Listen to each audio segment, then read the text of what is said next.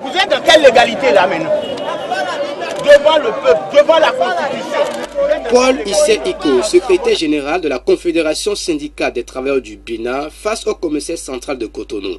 Ces interrogations montrent l'ambiance tendue qui a prévalu dans la matinée de ce vendredi 27 décembre 2013 devant la bourse du travail à Cotonou où plusieurs confédérations et centrales syndicales ont choisi comme point de départ d'une marche pacifique qui devrait aboutir au ministère de l'Intérieur et celui de la fonction publique où une motion devrait être lue. Nous sommes dans un système déclaratif et c'est le maire de la ville de Cotonou qui est l'autorité compétente qui doit être saisie. Il a été en bonne et due forme hier et il a demandé au commissaire central de prendre toutes les dispositions. C'est ce qui se fait dans tout pays démocratique. Il semblerait qu'il y a un message téléphonique qui circule. Les secrétaires généraux initiateurs de la présente marche n'ont pas été saisis.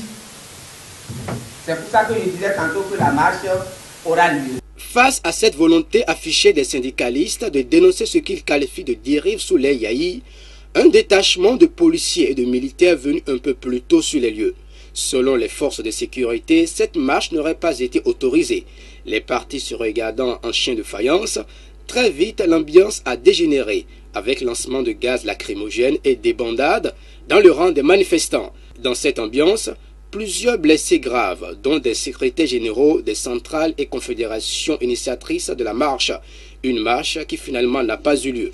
Nous, participants à la marche de ce jour, élevons une vive protestation contre la manifestation de ce jour, dispersée par fusillade, et exigeons le respect scrupuleux des libertés démocratiques, l'imprescriptibilité des crimes politiques et économiques, l'annulation des concours frauduleux et l'implication des organisations syndicales dans le processus de leur organisation.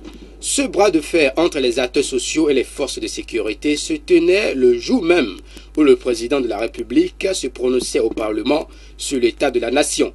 Les syndicalistes habitués déjà à ces genres de répression annoncent pour les jours à venir d'autres manifestations.